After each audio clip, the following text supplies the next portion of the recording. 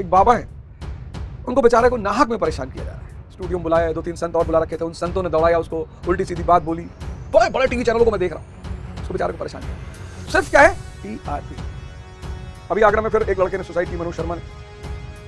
अतुल का केस इतना क्रिटिकल था ही, स्थितियां बिगड़ती जा रही, कितना हमला किया चुनाव के दौरान, क्या क्या नहीं वीडियो बनाया, क्या क्या नहीं बोले। सर जी फर्क नहीं पड़ता, बच्चा है ना, मुझको फर्क नहीं पड़ता, तो मुझको भी नहीं पड़ता।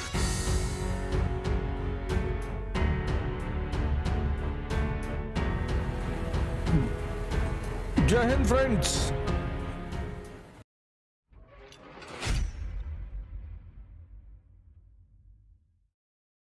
जय हिंद फ्रेंड्स। गुरुदेव भगवान की चरणों में सादर चरण स्पर्श, सादर नमन। चुनाव के बाद ये हमारी आपकी पहली मुलाकात है और आपके माध्यम से मैं पटपटगंज के लोगों को बहुत बहुत धन्यवाद देना चाहता हूं। पहली राजनीतिक पारी थी, 46,000 वोट मिले, दूसरे पोजीशन पर रहे। 46,000 लोगों ने मेरे ऊपर विश्वास जताया। 1 महीने का टाइम मिला मुझे, 1 महीना, सिर्फ 1 महीने का टाइम मिला अपने लोगों से मिलने का, और बहुत आनंद आया। जीवन के विभिन्न रूप देखे, लोगों से मुलाकात हुई, ऐसी ऐसी चीजें देखी जो शायद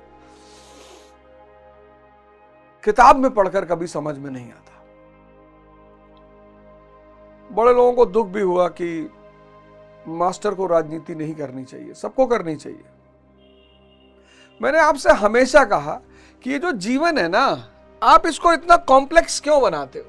ये नहीं करना चाहिए, वो नहीं करना चाहिए। ये जीवन एक यात्रा है, यात्रा। ये जीवन एक यात्रा है। कहां से? इंद्रियों से। कहां तक? सेंसेस से लेकर कॉन्शियस, चेतना तक। और ये यात्रा सबको करनी है।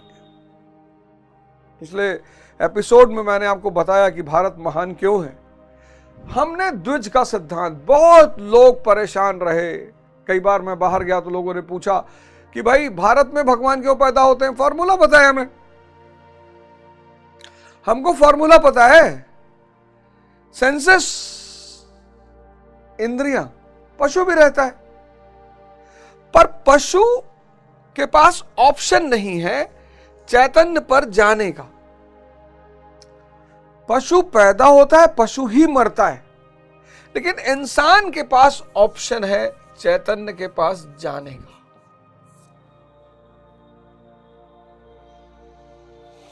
और इसके बिना कोई जीवन ही नहीं, क्योंकि पशु अपनी इंद्रियों का मिसयूज नहीं करता, इंसान अपनी इंद्रियों का मिसयूज करता है, और यही उसके दुख का कारण है। पशु को प्रजनन करना है, साल के 1 महीने में करेगा। उसके लिए प्रजनन क्रिया जो है वो आनंद नहीं है, इंसान के लिए है। पशु के लिए विभिन्न वैरायटी का भोजन आनंद नहीं है, इंसान के लिए है। पशु के लिए किसी को गाली देना, बुराई करना आनंद नहीं है, इंसान के लिए है। इंसान अपनी इंद्रियों का, अपने मन का अतिक्रमण, दुरुपयोग करता है।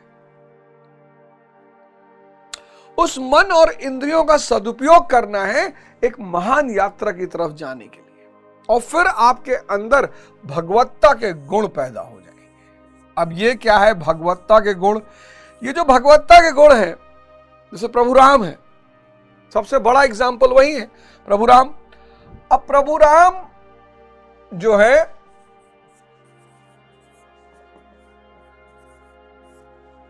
माता शबरी के जूठे बेर खा ले रहे,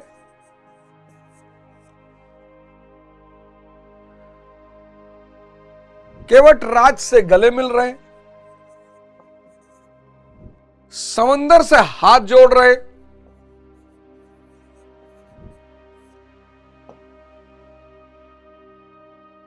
शक्ति होने के बाद अगर आप ये सब करते हैं तो आपके अंदर भगवत्ता के लक्षण हैं।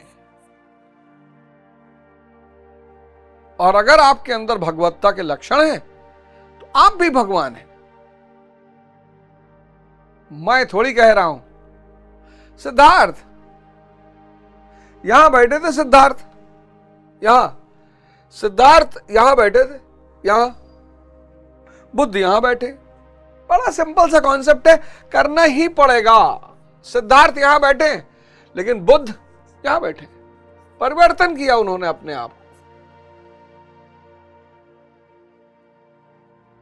अभी आगरा में फिर एक लड़के ने सुसाइड की, मनोज शर्मा ने। अतुल का केस इतना क्रिटिकल था ही। स्थितियां बिगड़ती जा रही हैं, स्थितियां बिगड़ती जा रही हैं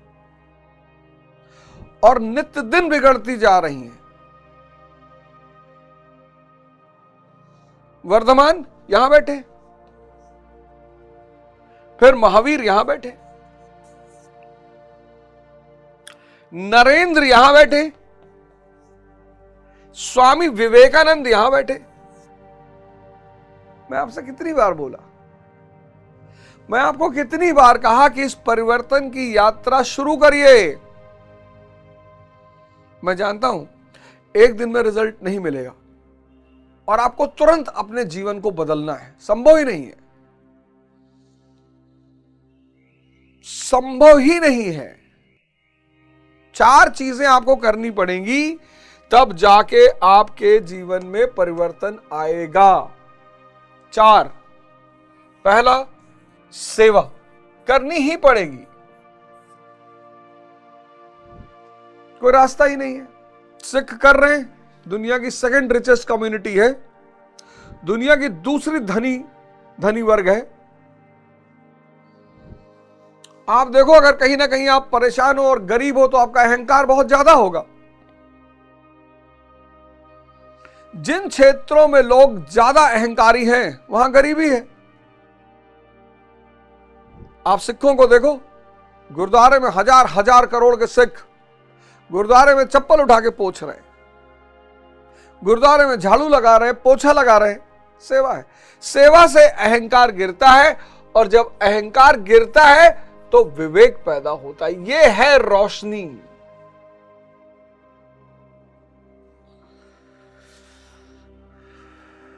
विवेक के बिना आपका जीवन अंधकार में रहेगा।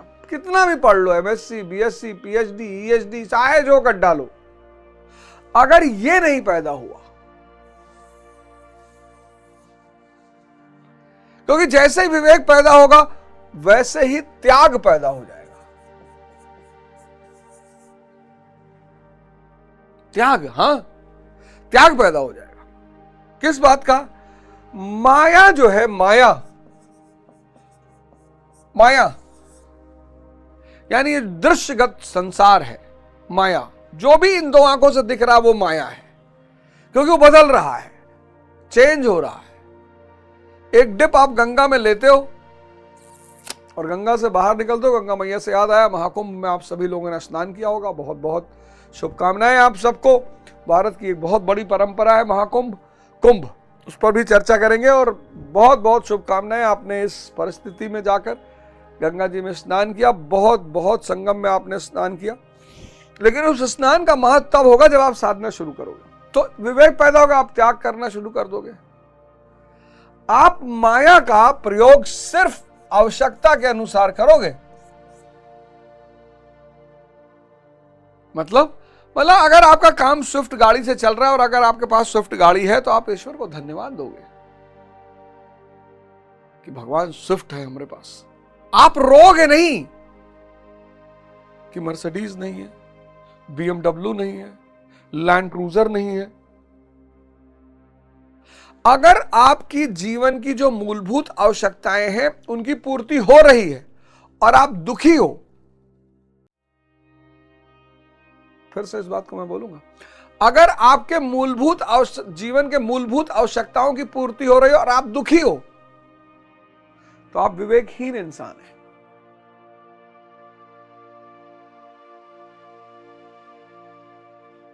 त्याग पैदा हो जाएगा। त्याग के साथ एक चीज शुरू हो जाएगी, तपस्या। अब ये क्या भला है तपस्या? तपस्या जो है वो आपको सुख से बचाएगी।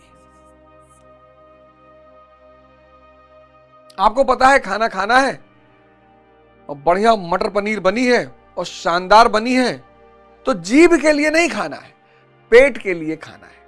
यह है त्याग। अगर आप जीभ के लिए खाओगे तो 2 किलो मटर पनीर खा जाओगे और फिर अजगर की तरह पड़े रहोगे।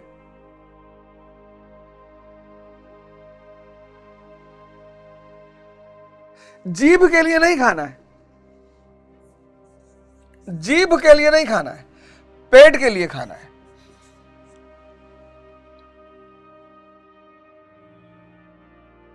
धीरे धीरे सुखों का, आप सुख को छोड़ते जाओगे। यही तपस्या है। और जब ये तपस्या आपकी निरंतर चलने लगेगी तो वो साधना में कन्वर्ट हो जाएगी। हर चीज में जब आप इसको लगा दोगे तो वो साधना में कन्वर्ट हो जाएगी। और ये 4 चीजें, सेवा, त्याग, तपस्या और साधना, ये 4 चीजें आपके जीवन में क्रांति ले आएंगी। दावा है मेरा। हम ध्यान नहीं कर रहे होते कितना हमला किया चुनाव के दौरान, क्या क्या नहीं वीडियो बनाया, क्या क्या नहीं बोले, पर सर जी फर्क नहीं पड़ता। बच्चा है ना, मुझको फर्क नहीं पड़ता तो मुझको भी नहीं पड़ता। बाहर जो भी हो रहा है, इस शरीर के बाहर जो भी हो रहा है वो नाटक है। और नाटक में सीन कभी अच्छे होंगे कभी बुरे होंगे, लेकिन नाटक का बुरा ही क्या मानना। ना आज राम है, ना रावण है, ना कंस है, ना कृष्ण है, ना सिकंदर है, ना हलाकू है। सब समय की धारा में बह गए। अगर आंतरिक स्थिति मजबूत नहीं होती तो मैं चुनाव नहीं लड़ पाता। सोसाइटी फिर झुग्गी। बोला इतना पटपटगंज इतना डाइवर्सिफाइड क्षेत्र है, लेकिन है बहुत अच्छा। इतना डाइवर्सिफाइड, इतना डराया। 50-100 लोग तो मैसेज करते थे। वहां के कुछ लोग व्यक्तिगत मिलने आए, मास्टर कैरियर खत्म हो जाएगा, 2000 वोट मिलेंगे, ये वो। अरे बाप,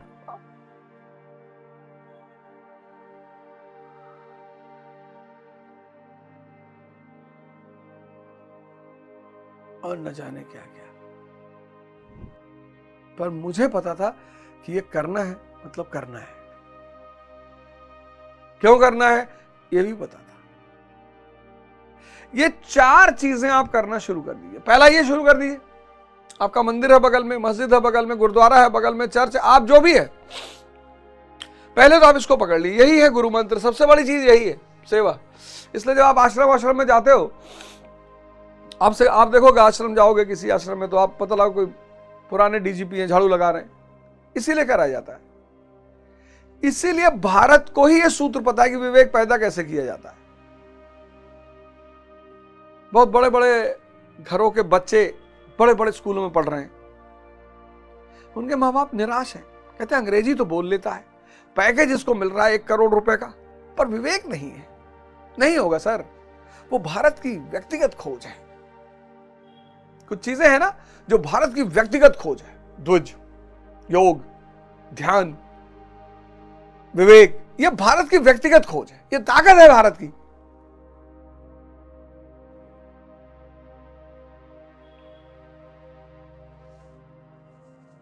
ये ताकत है भारत की। मैं पहले जब पढ़ूं, मैं देखूं कि ये जितने बड़े लोग हुए, संत महात्मा हुए, लोगों ने इनको बहुत परेशान किया, इन्होंने पलटकर जवाब क्यों नहीं दिया? क्योंकि ये बात मेरे समझ के बहुत परे थी कि ऐसा क्यों हुआ।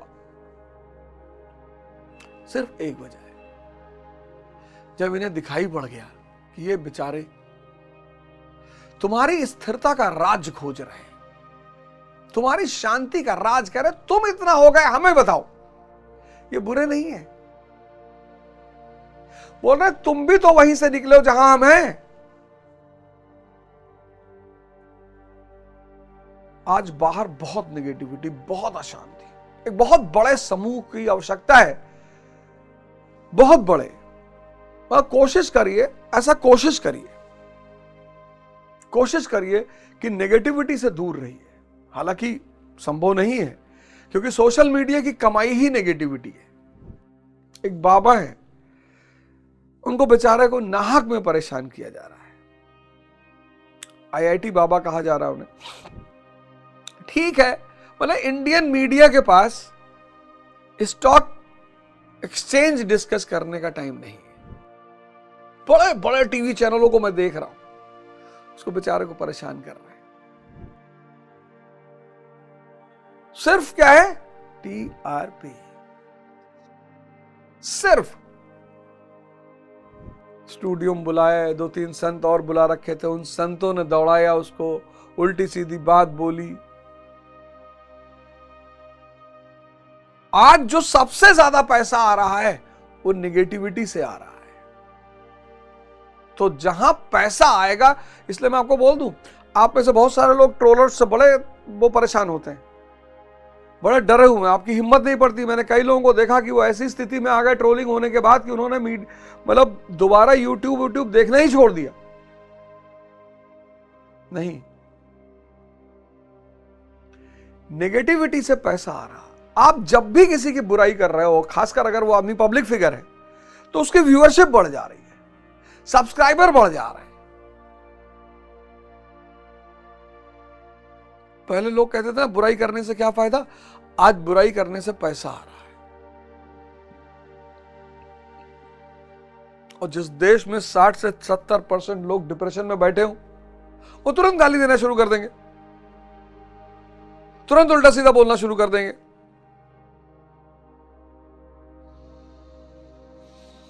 अप्रिशिएट तुरंत।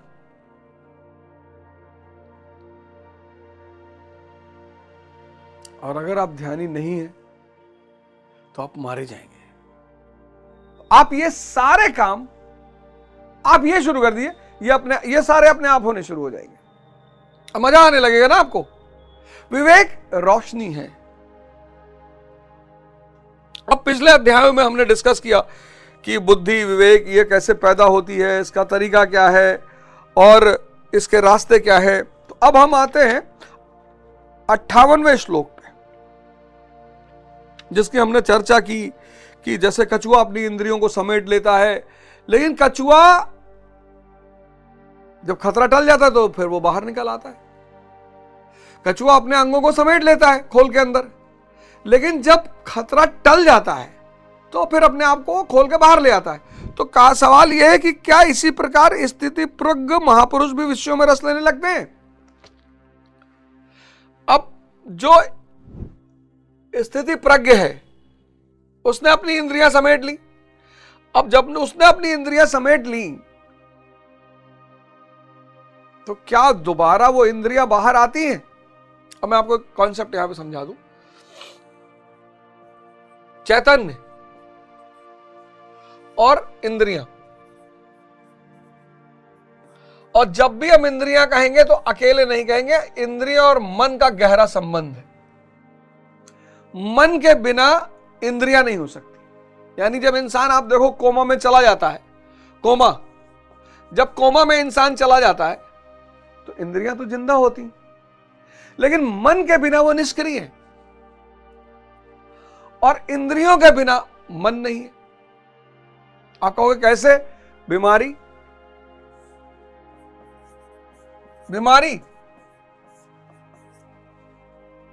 ये दोनों जुड़े हुए हैं, ये दोनों बहुत गहरे से जुड़े हुए हैं।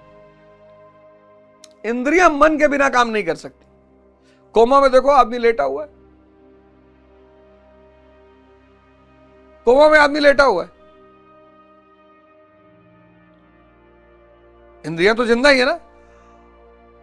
और मन इंद्रियों के बिना काम नहीं कर सकता, बीमारी।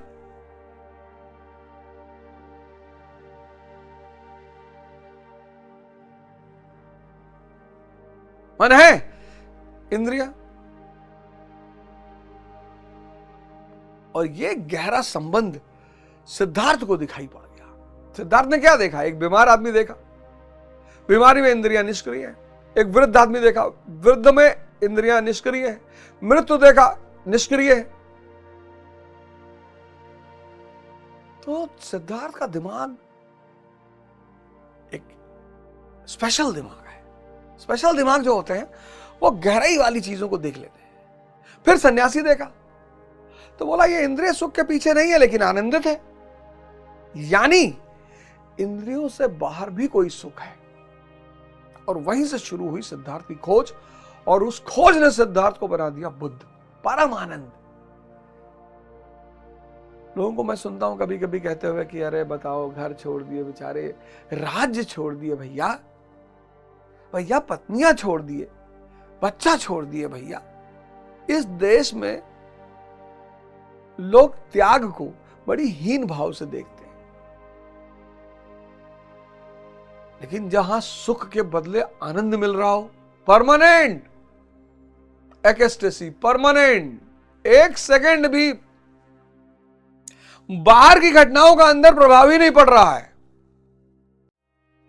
तो जब ये इंद्रियां और मन साधना से गायब हो जाते हैं, सिर्फ यही बचता है,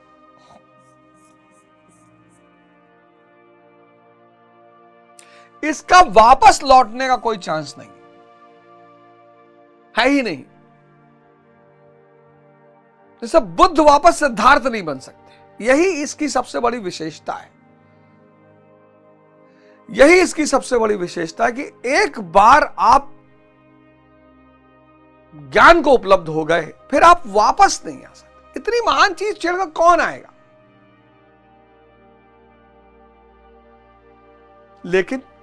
लेकिन अब कबीर है, ये विवाह किए हुए हैं, 2 बच्चे हैं इनको, ज्ञानी होने के बावजूद।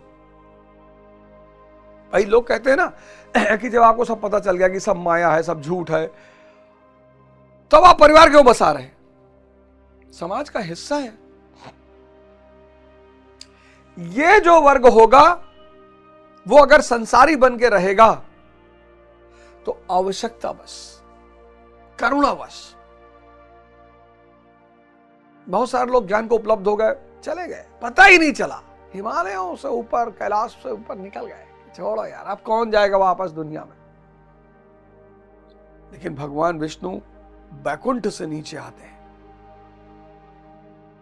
मैंने बार बार कहा कि एसी से, जनरल से एसी में जाना आसान है, लेकिन एसी से जनरल में जाना इम्पॉसिबल। भाई साहब, ये जो 1 महीना लड़ाई लड़ी मैंने ना, एसी से उतर के जनरल में चले गए।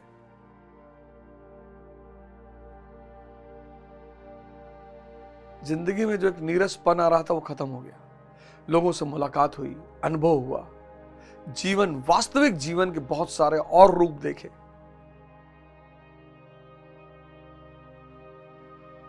ये जो है, ये जो कभी कभी चैतन्यधारी संसार में रहता है, ये करुणा के वश रहता है कि यार मेरा तो दीपक जल गया, कुछ और लोगों को इस गंदगी से बाहर निकालो, कुछ और लोगों को इस भटकाव से बाहर निकालो। तो वो इंद्रिय विशेष संयोग वाला संबंध नहीं होता ना, वो चेतना का संबंध होता है, और वो आवश्यकता के अनुसार होता है, क्योंकि वापस जाने का कोई रास्ता ही नहीं है। तो 58वां अगर आप श्लोक देखो, यदा संहरते चायम कुर्मावग नीयु सर्वशः इंद्रियाणि न इंद्रियार्थ अभ्यस्तस्य प्रज्ञा प्रतिष्ठिता। जिस प्रकार कछुआ अपने अंगों को समेट लेता है, ठीक वैसे ही यह पुरुष जब सब ओर से अपनी इंद्रियों को समेट लेता है तब उसकी बुद्धि स्थिर होती है। खतरे को देखते ही कछुआ जिस प्रकार अपने सिर और पैर समेट लेता है, ठीक उसी प्रकार जो पुरुष विषयों में विचरती हुई इंद्रियों को सब ओर से समेट कर हृदय देश में निरोध कर लेता है, उस काल में उस पुरुष की बुद्धि स्थिर होती है। यानी बुद्धि अगर स्थिर करनी, कितना बड़ा सूत्र लिखा हुआ है। बुद्धि अगर स्थिर करनी है तो इंद्रियों और मन को समझना होगा। बुद्धि अगर स्थिर करनी है तो इंद्रिय और मन को समझना होगा, और इंद्रिय और मन को समझने का सबसे प्यारा मार्ग है ध्यान। मैं बता रहा हूं कैसे, ये बहुत बड़ा सूत्र है।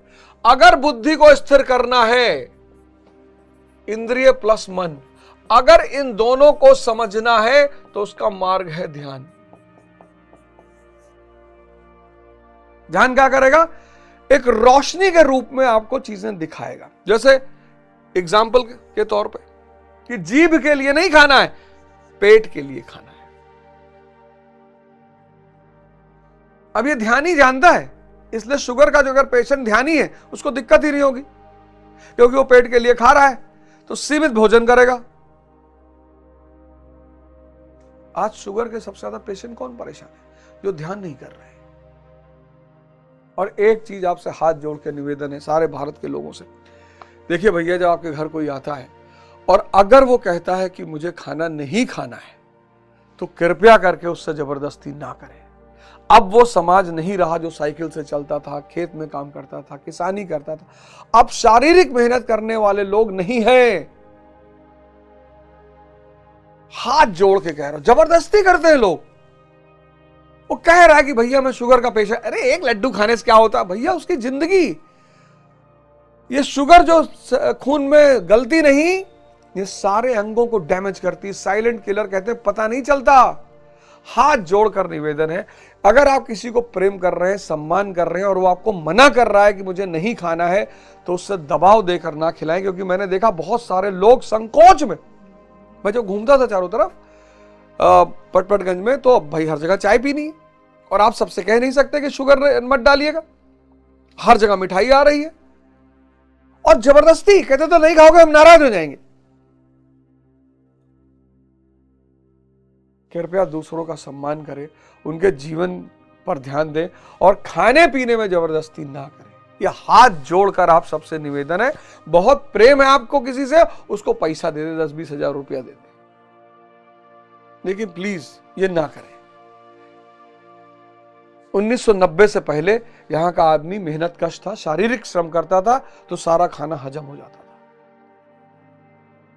80% लोग साइकिल से चलते थे, सारा खाना हजम हो जाता था। 1970 में 80% लोग पैदल चलते थे, सारा खाना हजम हो जाता था। पर अब शारीरिक श्रम कम हो गया है।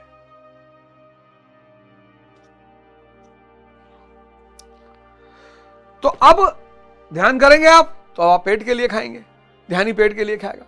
ध्यानी विवाह करेगा किसके लिए? प्रजनन के लिए, पारिवारिक की इकाई बनाने के लिए, क्योंकि वो देख रहा है कि अगर सेक्स में इतना आनंद होता तो भगवान बुद्ध छोड़ आते, वो भी जवानी में। सोचेगा वो, उनके पास तो इतने सारे लोग मौजूद थे। विवेक पैदा हो जाएगा ना, ध्यानी के पास विवेक पैदा हो जाएगा। और फिर सोचेगा जवानी में 30 साल के बुद्ध, और कहते बुढ़ापे में ध्यान करो, 70 साल के बाद पूजा पाठ करना, तब कुछ बचेगा ही नहीं, खत्म हो जाओगे। तो विवेक जब पैदा होगा तो वो सोचने में मजबूर करेगा कि बुद्ध, महावीर, स्वामी विवेकानंद, और सबसे बड़ी चीज जो सोचेगा, देखेगा कि जो वैश्याएं हैं रोती हैं। भाई किसी चीज में अगर आदमी को मजा आ रहा तो कहेगा भैया हमको हर जन्म वैश्या बनाना। वो रो रही हैं कि प्रभु अब मत करना। ध्यानी जो हो जाएगा वो रटने के लिए नहीं पढ़ेगा, समझने के लिए पढ़ेगा।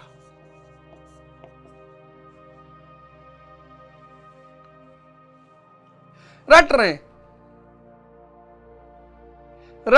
रहे, पूछो ये बिजली क्यों पैदा हुई है? जो बिजली बनी क्यों पैदा हुई? बिजली, अबे थॉमस अल्वा एडिसन ने बल्ब बनाया तो क्यों बनाया? क्यों बनाया? उसकी पत्नी कह रही थी उससे पत्नी कह रही थी उससे, नहीं नहीं कुछ कारण था, कोई उसको गाली दिया था रात में, तो उसका चेहरा वो नहीं देख पाया था, तो फिर उसको लगा कि ऐसे तो हर आदमी को लोग कोई अंधेरे में गाली देता होगा। बताओ, अरे 18वीं शताब्दी से पहले कृषि अर्थव्यवस्था थी। कृषि अर्थव्यवस्था सिर्फ दिन में हो सकती है, रात में नहीं हो सकती। 20 बीघा खेत में ट्यूबलाइट लगा के जुताई करोगे?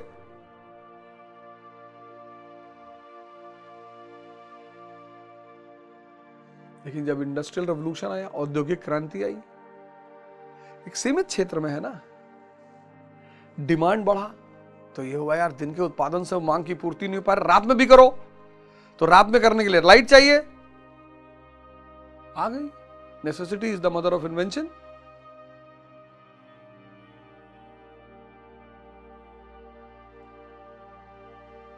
ध्यान तुम्हें इस विवेक पैदा कर देगा, और विवेक इस इंद्रिय और मन के जाल से धीरे धीरे तुम्हें बाहर निकालने लगा। और एक बार, किंतु यह तो एक दृष्टांत मात्र है, खतरे का एहसास मिटते ही कछुआ तो अपने अंगों को पुनः फैला देता। क्या इसी प्रकार स्थिति परक महापुरुष भी विश्व में रस लेने लगता है? इस पर कहते हैं, क्यों लेगा विश्व में रस जब विवेक पैदा हो गया? और विवेक धीरे धीरे साधना बढ़ा देगा, और अंतिम में आप चैतन्य पे आ जाओगे, निरंतर आनंद की स्थिति में रहोगे। तो जब आंतरिक स्थिति निरंतर आनंद की है, तो बाहर आप विश्व में क्यों रस लोगे? आज आप विश्व में रस क्यों लेते हो? आज आप विश्व में रस सिर्फ इसलिए लेते हो, मनुष्य और बुद्ध, अब इनको विश्व में रस नहीं लेना है, इनको विषयों में रस नहीं लेना है, इनको नहीं लेना है, क्योंकि 24 आवर आनंद की स्थिति में ये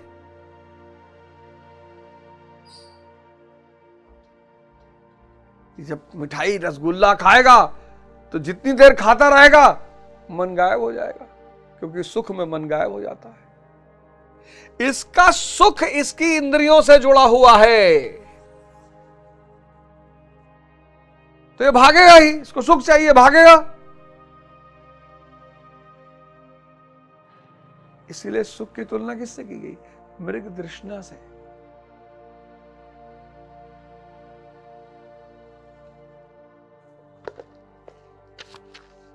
आशा करता हूं कि आपको इन सारी चीजों से बड़ा लाभ मिल रहा होगा, जीवन परिवर्तित हो रहा होगा। और निश्चित तौर पर आज के समय में अगर आपको जीना है अच्छे ढंग से, तो हाथ जोड़कर करबद्ध निवेदन है कि कृपया करके ध्यान के रास्ते पर आ जाइए। मैं एक प्रोग्राम करने जा रहा हूं, 4th लॉ, बहुत जल्दी उस पर रजिस्ट्रेशन शुरू हो जाएगा। और उस प्रोग्राम में लाइव प्रोग्राम होगा, लाइव आपके सामने आमने सामने ऑफलाइन प्रोग्राम होगा। तो उस प्रोग्राम में मैं आपको बताऊंगा ज्ञान, शिक्षा, ध्यान। और उस प्रोग्राम में खास बात होगी, करंट अफेयर्स के क्वेश्चंस होंगे। 50% जो कर लेगा उसको 2100 रुपया दिया जाएगा, 5100 भी हो सकता है, डिपेंड करेगा कि हमारी ग्रुप क्या डिसीजन लेती है।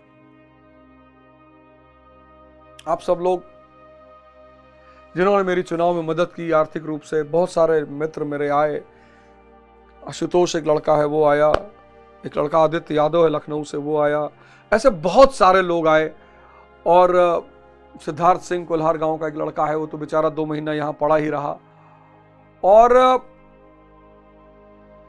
बहुत सारे सौम्या भट्ट लखनऊ से हैं, वो भी बेचारी 2 महीना यहां रही। और मतलब सिद्धार्थ जायसवाल 2 महीना, रणविजय सिंह गोंडा परसपुर से, और हिमांशु भाटी चिथाड़ा से, और विनीत योगी। और सबसे बड़ी बात, एक ऐसा परिवार जिसने मुझे असीम प्रेम दिया, वो है स्वामीनाथ तिवारी भोले भाई का परिवार, प्रवीण भैया उनके बड़े भाई। मतलब ऐसा परिवार युगों युगों में पैदा होता है। पूरे परिवार, पूरे इलेक्शन के दौरान हमारे, मतलब क्या नहीं किया उन लोगों ने।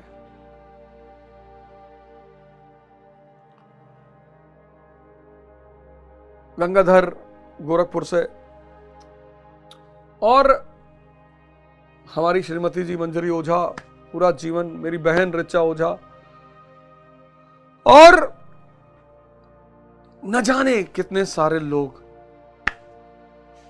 शिवम तिवारी, भोले भैया का लड़का हमारा, उसकी पूरी टीम, निखिल मिश्रा, छोटे से लड़के ने दिन रात दौड़ भाग के, मतलब एक अजीब सा अनुभव रहा।